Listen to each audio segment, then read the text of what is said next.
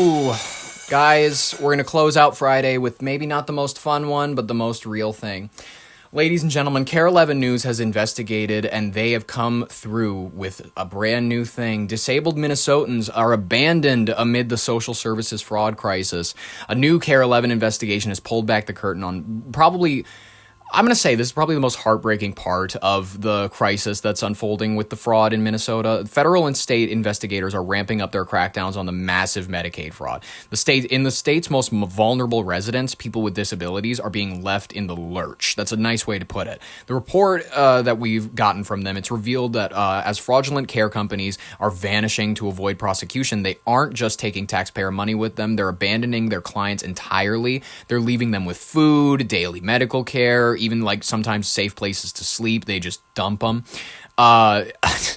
Listen, let's take a look. I'm going to play a little bit for you and we'll just go. Raging political and policy battles, raids, and court cases. The eyes of the nation are on Minnesota and the explosive fraud scandal.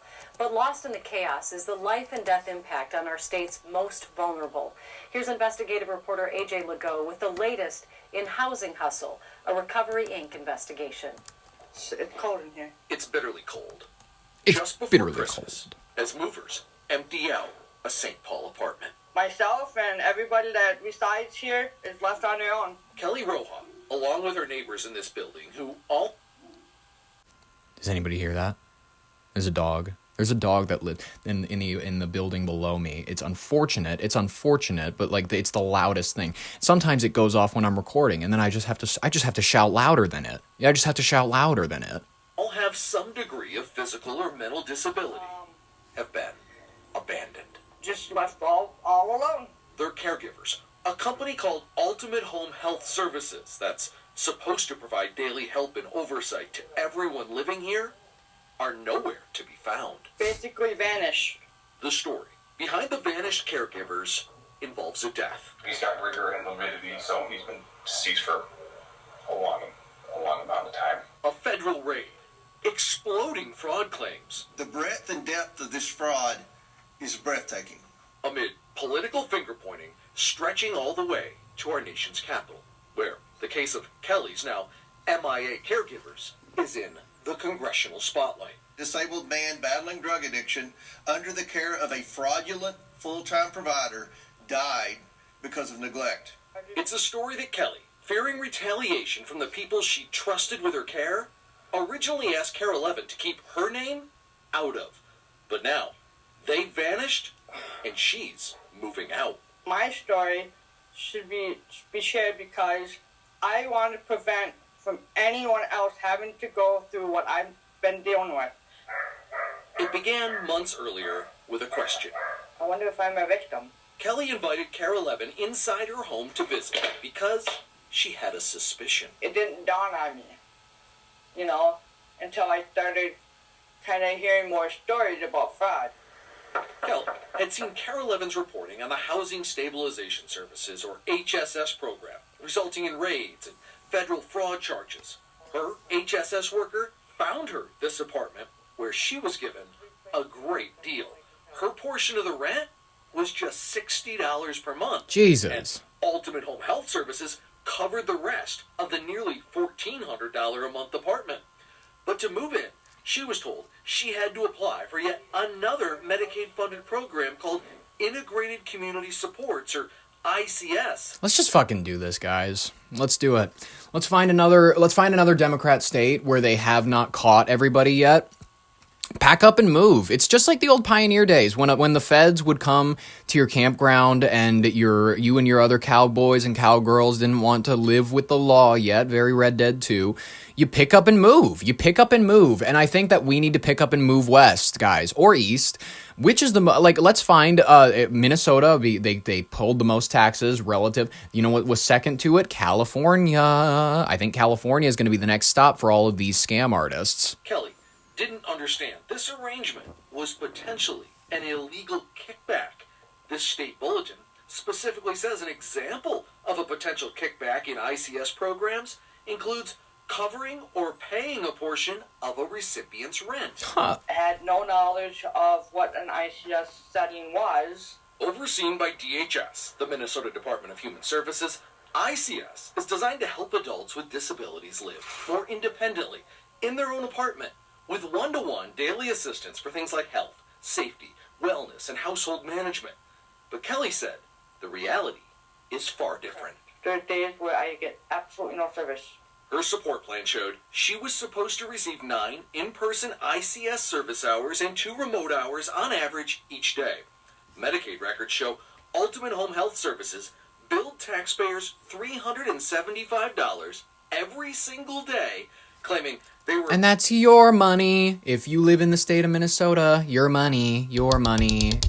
In the hands of Al-Shabaab, in the hands of random psychos, white or black, white or white, black or brown or yellow, whatever color you want to call them. It's inadvertently a little bit more of the Somali population, but nobody wants to talk about it, so let's just call it white, black or brown, whatever color you be. Let's just say it. It's your tax dollars going to the bad folk. Directly with Kelly, an average of 63 hours per week. Yeah. You're being stolen from. I'm lost for words. That just is crazy. Ultimate's home owner, Othman Mohammed. Who would have guessed? Guys, listen. Stereotypes are only stereotypes if you can prove them to be true. That's what makes them a stereotype. Interview requests. The company website was a skeleton. Their address listed as 123 Main Street, Anytown, Minnesota. Oh my... 123 Main Street, Anytown, Minnesota. Guys, let's just do it. Let's start a business. Let's do it and let's steal money. This is a satirical show. Obviously, I'm joking. Let's steal billions. Let's steal billions. This is gold for the taking. Actually headquartered in the back of a Bloomington strip mall. But no one was ever there when Carol Levin visited. It's a story that in Minnesota now sounds all too familiar. Alleged overbilling by a fly-by-night company in a Medicaid program exploding in cost. Carol Levin's analysis of Medicaid data revealed ICS billing in Minnesota had gone up a staggering amount, from $26 million in 2022 to $168 million by 2024. Yeah. While talking with Kelly about her billing, she told us something that changed everything. Yeah, one of my neighbors died. Investigating that tip, Carol Levin discovered that back on March 7th, Rick Klemmer, a severely mentally ill man who battled addictions, was found in his apartment, dead. Oh, he's been deceased for a long amount of time. If he has rigor mortis, yeah. With Carol Levin to gather records, which revealed Ultimate Home billed taxpayers $461 every single day, claiming they provided Rick roughly 12 hours of direct service daily. Yeah. But when he died, his caregiver admitted... What color is the caregiver nurse? Oh my god. I'm sorry, guys. Sorry, it's true. On police body cam, the truth was, they only checked on Rick once a day. I need to be honest. It's ICS worker. You want to assume the name? I'll let everybody take a wild guess. Abdul Ibrahim. I do my daily check-ins. I have no idea what he does. In the wake of Carol Levin's report about Rick, the state suspended Ultimate Home from billing Medicaid, and on December 18th, federal agents raided the company, hauling out computers and boxes of evidence. The search warrant cited Carol Levin's investigation and an interview the FBI did with Kelly R. Nice. The world ending, and I'm stressed. Kelly, friend of the show. Kelly, you are a friend of the show. You're invited. Anytime you're in town, pop into the studio. I want a first-person interview. Kelly says Ultimate Home stopped paying rent to the building's owners, told her and her neighbors they had 30 days to get out, and then just disappeared. Leaving everyone living here abandoned. My fear was almost thinking I was going to be living on the streets or in a shelter. Kelly found a place to live. She's one of the lucky ones. Thank God. Some of her neighbors are basically squatting in the building with no place to go and not getting any of the services they need. Remember, we were all told the reason for the mass influx of immigration agents into Minnesota that's resulted in chaos in the streets and the deaths of 2 United States citizens was to crack down on fraud. Law enforcement sources tell me it's having the exact opposite effect. Fraud cases, like the one into Ultimate Home, are left in limbo after the mass resignation of federal prosecutors who refused to go along. They shouldn't be resigning. Of the investigation, or lack of investigation, into protester Renee Good's killing. Because Renee Good, that one was pretty cut and dry. It's literally by the omission of the police officer in that instance. Sorry, they were silly for resigning on that one. Care 11 investigates. Care 11 investigates, ladies and gentlemen. I put it in the description if anybody wants a closer look at it.